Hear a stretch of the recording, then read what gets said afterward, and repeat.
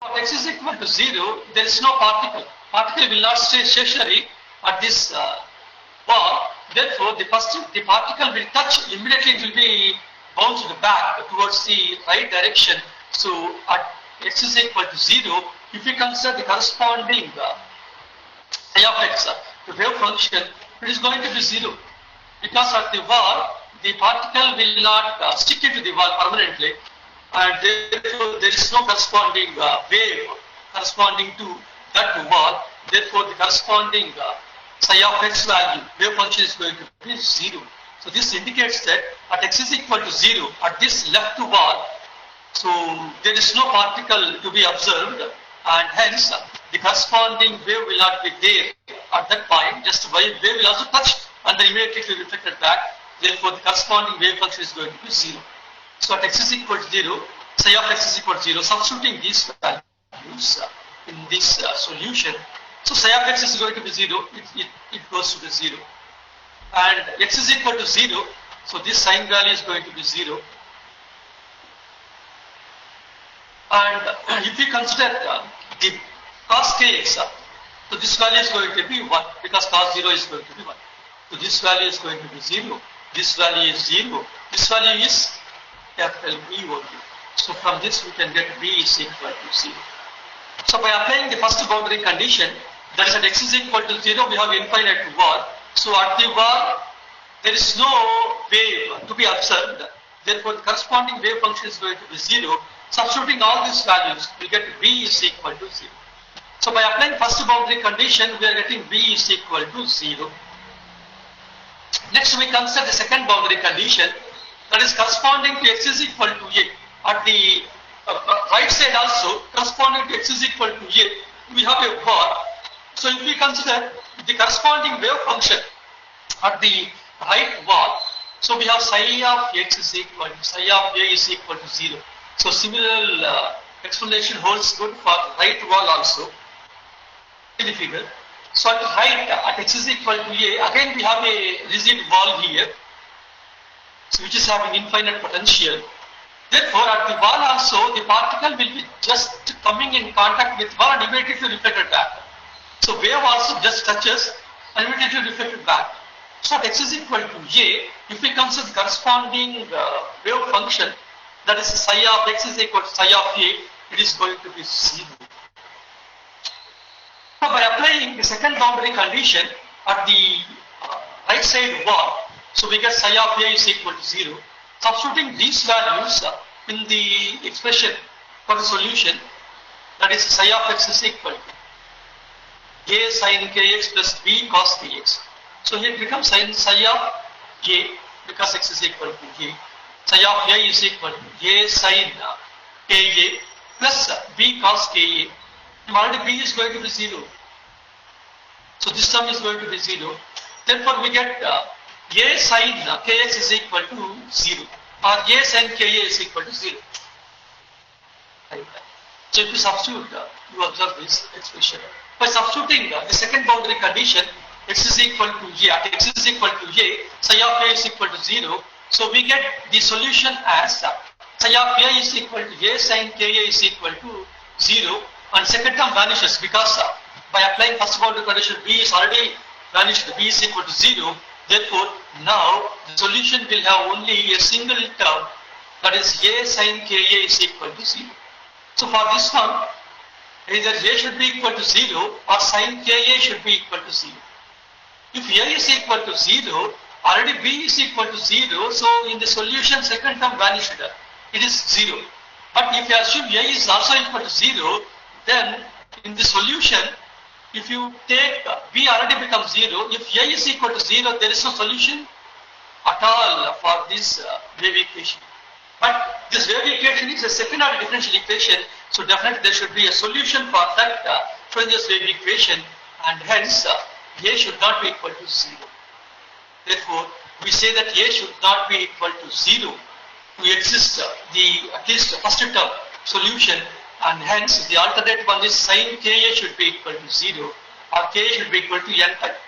So if you take pi, 2 pi, 3 pi, 4 pi, etc. for sin of pi, sin pi, sin 2 pi, sin 3 pi, sin 4 pi, its value is going to be 0. Therefore, K should be equal to N pi, or K is equal to N pi by A. So by application of the boundary condition to the assumed solution for the Schrodinger's time independent wave equation, so finally we get K is equal to N pi by A, where N is equal to 1, 2, 3 and so on. So in this case we are not taking N is equal to 0. So why we are not taking N is equal to 0? If you take N is equal to 0 in this expression, K is going to be 0. Now we know expression for K. Expression for K is square root of 2m E by h cut square. If K is going to be 0, in this what happens? E is going to be 0. Because the mass of the particle should not be equal to 0. H cut is a constant. So only possibility is E is going to be 0. What is E? E is the energy of the moving particle. So it represents the energy of the moving particle within the potential box. So if the energy is going to be 0, the meaning of that is the particle is not in motion. So here the particle is actually in motion. If you take N is equal to 0, so K is equal to 0, which in turn energy of this particle is going to be 0, which indicates that the particle is in not motion, it is at rest. When particle is at rest, there is no application of the de Broglie hypothesis. De Broglie hypothesis is not valid, and it does not have associated wave. Therefore, due to that restriction here, N should not be equal to 0. Therefore, we are not taking N is equal to 0. We take N is equal to 1, 2, 3 for K value, so that K value will have a definite value. Whenever K value is having a definite value, it provides a definite value for energy. So with that energy, the particle will be moving to and fro between the two rigid walls or between the potential paths. Now, the corresponding solution can be represented by psi of x is equal to A sin kx. And substituting the value of k, finally we get the solution for the Schrodinger's wave equation as psi is equal to A sin, instead of k, we get n pi by A. Therefore, we get psi is equal to A sin n pi x by A. So this is the final solution for the Schrodinger's time-independent wave equation. So finally, we obtained a solution for the Schrodinger's time-independent wave equation. Now I repeat the concept. So we have a particle which is confined to a potential box. So since the particle is confined to a potential box of width A, it is not possible for this particle to escape from the box. Therefore, it will be moving to and fro only. It always moves to and fro only. So it always moves to and fro. So since it is having to and fro motion, the corresponding wave will also be reflected back and forth between left and right wall. So that should be the actual wave associated with the particle. Now, in order to describe this behavior of a particle in terms of its wave nature, we are using Schrodinger's one-dimensional wave equation that is given by d square psi by dx square plus 2m by h cut square E minus v of psi is equal to 0.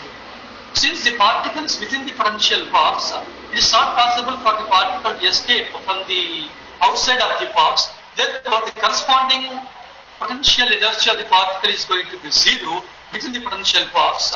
Therefore, now the equation for Schrodinger's wave equation becomes d square psi by dx square plus 2m by h cut square E psi is equal to 0. Now, replacing 2m E by h cut square by k square, it is reduced to d square psi by dx square plus k square psi is equal to 0, where k is equal to square root of 2m E by h cut square. Since the Schrodinger's wave equation is of a second order differential equation, so it has a solution which consists of two terms.